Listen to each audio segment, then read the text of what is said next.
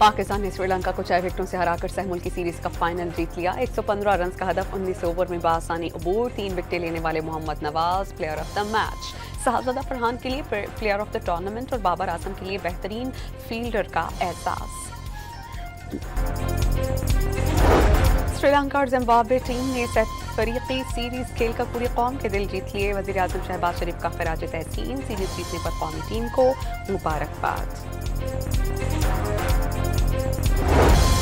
तर्जुमान पाक फौज ने अफगान तालिबान को दरअंदाजी करने वाले दहशतगर्दों का सहूलतकार करार दिया। खैबर पख्तूनख्वा के बॉर्डर एरियाज में पॉलिटिकल टेरर क्राइम गठजोड़ का इंकशाफ।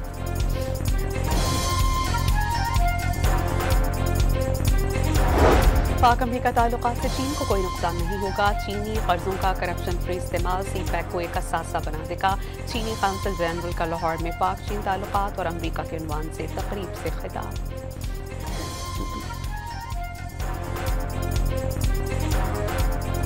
कराची के इलाके नॉर्थ नाज़िमाबाद में पहला मॉडल थाना फाल।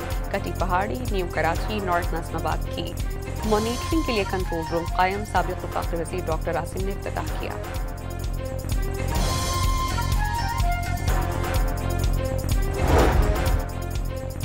सिंध में डेंगू के मजीद 51 केसेस रिपोर्ट। सरकारी अस्पतालों में 34 और निजी अस्पतालों में मजीद 17 मरीज रिपोर्ट हुए।